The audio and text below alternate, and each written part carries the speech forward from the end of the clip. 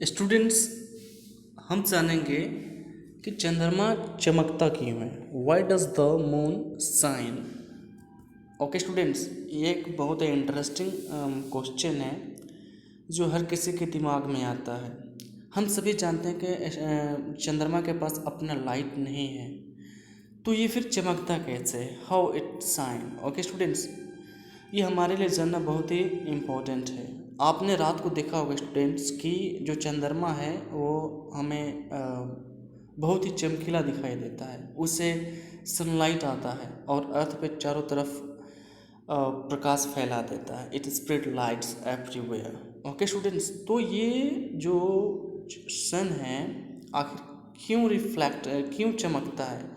तो स्टूडेंट्स, इसका जो क्वेश्चन आंसर है स्टूडेंट्स, इस प्रश्न का जो आंसर है वो है, जो चंद्रमा है उसके ऊपर सनलाइट फॉल करता है, सूर्य का प्रकाश इस पर फॉल होता है, गिरता है, और उससे वह जो लाइट है स्टूडेंट्स वो रिफ्लेक्ट होता है, और रिफ्लेक्ट होकर वो अर्थ पे आता है। और अर्थ पे कौन यहाँ पे प्रेजेंट है? Human beings. वह लाइट जब हमारी आंखों तक पहुँचता है तो फिर हमें वह चंद्रमा चमकता हुआ दिखाई देता है। ओके स्टूडेंट्स, अब मैं आपको इसको एक फिगर के द्वारा दिखाना चाहता हूँ। जैसे देख लीजिए, ये आपका सन है, यहाँ से लाइट फॉल कर रहा है, ये आपका मून है। ओके, तो ये सन से लाइट फॉल कर रहा है मून पे। ओके स्टूडेंट्स, अब ये लाइट जो है स्टूडेंट इस मून से कहाँ पे आ रहा है? रिफ्लेक्ट होकर अर्थ पे। अब इस अर्थ पे रहने वाले जो भी प्राणी है स्टूडेंट्स, ये इस लाइट के थ्रू क्या कर सकते हैं? इस मून को देख सकते हैं। तो स्टूडेंट्स, इसीलिए मून हमें चमकता हुआ दिखाई देता है। स्टूडेंट्स, आप जानते होंगे किसी भी चीज़ को देखने के लिए हमें लाइट की आवश्यकता होता है। तो स्टूडेंट्स, जब किसी वस्तु से लाइट रिफ्लेक्ट नहीं होगा तो वो हमारी आंखों तक नहीं पहुंच सकता है, और जब वो हमारी आंखों तक नहीं पहुंचेगा तो उसे हम देख नहीं सकते हैं। तो स्टूडेंट्स, इसी सिद्धांत पे, इसी प्रिंसिपल पे आपका लाइट का भी रिफ्लेक्शन होता है और लाइट हमें ब्राइटनेस फील होता है, दिखाई देता है रात को। अब फिर से एक बार देख लीजिए, ये आपका सन है, सन से लाइट फॉल किया अर्थ पे, सॉरी मून पे, और मून पे जो लाइट फॉल किया स्टूडेंट, तो यहाँ से लाइट का रिफ्लेक्शन हुआ, क्योंकि रिफ्लेक्शन जो है स्टूडेंट्स लाइट का प्रॉपर्टीज होता है। ओके, उसका एक गुण होता है कि वो लाइट को रिफ्लेक्ट करता है। ओके, तो मून ने इस लाइट को रिफ्लेक्ट किया तो स्टूडेंट्स कहाँ पाया? अर्थ पे, क्योंकि स्टूडेंट्स मून से सबसे नज़दीक कौन है? अर्थ। तो ये लाइट अर्थ पे आता है। और स्टूडेंट्स, अर्थ पे बहुत सारे एनिमल्स बींग्स प्रेजेंट हैं, तो वो जो लाइट है स्टूडेंट्स हमारी आंखों में आता है और हम चंद्रमा को देख पाते हैं। ओके स्टूडेंट्स, ये तो आपको क्लियर हो गया कि सूर्य चंद्रमा चमकता क्यों है स्टूडेंट्स। ओके, इसलिए मैं आपको फिगर्स के माध्यम से समझा रहा हूँ स्टूडेंट्स। ओके, जो भी आपका डाउट होगा इसमें क्लियर हो जाएगा।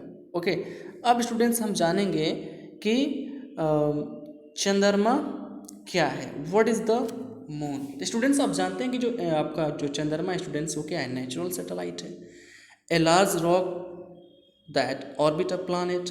एक मून क्या है? मून पर आप जब जाएंगे स्टूडेंट्स, या जब किसी कोई मून पे गया है, वहाँ का जब कुछ जानकारी आप जो कलेक्ट कीजिएगा तो आपको पता चलेगा कि मून भी एक रॉक है, एक बड़ा सा चट्टान है।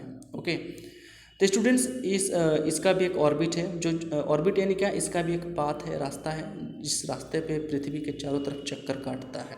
ओके, अब स्टूडेंट्स आगे है, the earth has one moon. पृथ्वी के पास एक ही मून है जिसका नाम ही मून है।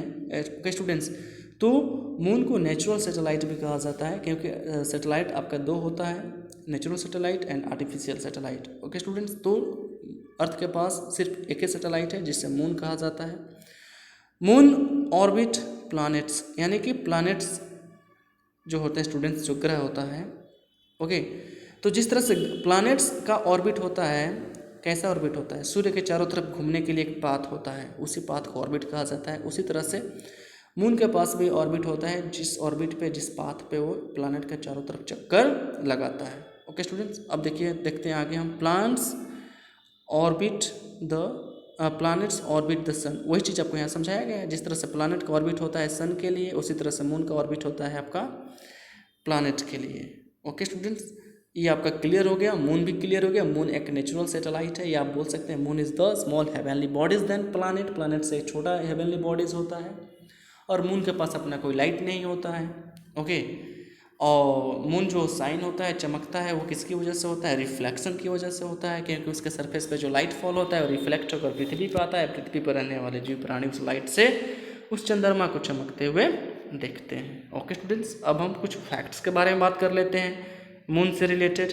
Okay, the moon orbit the earth. Okay students, वही चीज़ आपको यहाँ पर बताया जा रहा है। Okay, it take 28.3 days for one complete orbit. Okay, इसे लूनर मंथ भी कहा जाता है, यानी कि एक ऑर्बिट पूरा करने में स्टूडेंट्स जो चंद्रमा है लगभग 28 दिन लेता है, अप्रोक्सीमेटली 28 डेज। आपको याद रखना होगा, इसे लूनर मंथ भी कहा जाता है। The moon does not make it's on light. Moon के पास अपना कोई प्रकाश नहीं है, ये ऑलरेडी मैं आपको बता चुका। मून के पास अपना कोई लाइट नहीं है। Okay, only see the moon because of it reflect light from the sun, यानी कि यह हमें चमकता हुआ दिखाई देता है। क्यों? क्योंकि इससे लाइट रिफ्लेक्ट होता है, सनलाइट इस पर फॉल होता है और लाइट रिफ्लेक्ट होता है, जिससे कि हमें चंद्रमा दिखाई देता है। ओके स्टूडेंट्स, ये भी क्लियर हो गया, और आगे भी कुछ हम बात कर लेते हैं। अगला जो हमारा है स्टूडेंट्स, वो क्या कर रहा है? कह रहा है कि the moon is a satellite. Moon एक सैटेलाइट है, definitely moon is a natural satellite. Okay, आगे कर रहा है students, we see the moon because it reflect light from the sun. आगे कर रहा है ना कि जो मून है स्टूडेंट्स, वो लाइट रिफ्लेक्ट कर रहा है। लाइट क्या करता है? रिफ्लेक्ट कर रहा है, जिसके चलते वो हमें ब्राइटनेस दिखाई देता है, चमकीला दिखाई देता है। आगे कर रहा है students, the moon orbit around the earth every 28 days. हर 28 दिन पे ये एक ऑर्बिट पूरा कर लेता है, यानी कि पृथ्वी के चक्कर लगा लेता है 28 डेज। ओके, आगे करें students, the moon also spins on its on axis. जिस तरह से देखिए स्टूडेंट्स, पृथ्वी का जो रोटेशन मोशन है, रिवोल्यूशन मोशन है, दोनों डिफरेंट है। लेकिन जो मून का स्टूडेंट्स जो ऑर्बिट मोशन है, चाहे स्पिनिंग मोशन है, बिल्कुल सेम है। और दोनों को कंप्लीट करने में स्टूडेंट्स 28 डेज लगता है। Okay okay, one spin take 28 days and one orbit take 28 days. दोनों में 28 डेज टाइम लग रहा है। ओके स्टूडेंट्स, अब स्टूडेंट्स आगे आगे जो कर रहे हैं, because it spins if the same speed, क्योंकि इसका जो स्पीड होता है ना स्टूडेंट्स, दोनों में बिल्कुल सेम होता है, जिसकी वजह से जो टाइम टेकन है स्टूडेंट्स, समय लेने का जो अवधि स्टूडेंट्स इक्वल होता है दोनों तरह के मोशन में। ओके, 28 डेज होता है। ओके स्टूडेंट्स, अब स्टूडेंट्स हम आगे बात करते हैं। जैसे आगे कर रहे हैं, we see different amount of the moon it of as it orbits the earth, there are called phases of the moon. Students, हम मून का बहुत सारे क्या देखते हैं, शेप देखते हैं। कभी कटा हुआ दिखाई देते हैं, कभी पूरा राउंड देखते हैं, कभी छोटा दिखाई देता है, कभी हाफ दिखाई देता है। तो स्टूडेंट्स, इस तरह से दिखाई देना ही ना वो फेजेस ऑफ द मून है, phases of the moon. Okay students, इसको मैं आपको नेक्स्ट वीडियो में बताऊंगा, फेजेस ऑफ द मून, क्योंकि ये नेक्स्ट टॉपिक है और इसको मैं नेक्स्ट वीडियो में एक्सप्लेन करूंगा, फेजेस ऑफ द मून। तो स्टूडेंट्स, यहाँ पर मेरा मेन कॉन्सेप्ट था कि जो मून लाइट है, मून चमकता क्यों है, वो ब्राइटनेस क्यों दिखाई देता है, शाइनिंग क्यों दिखाई देता है। तो स्टूडेंट्स, ये सारा डाउट मैंने आपको क्लियर कर दिया। Okay students, so students, thank you very much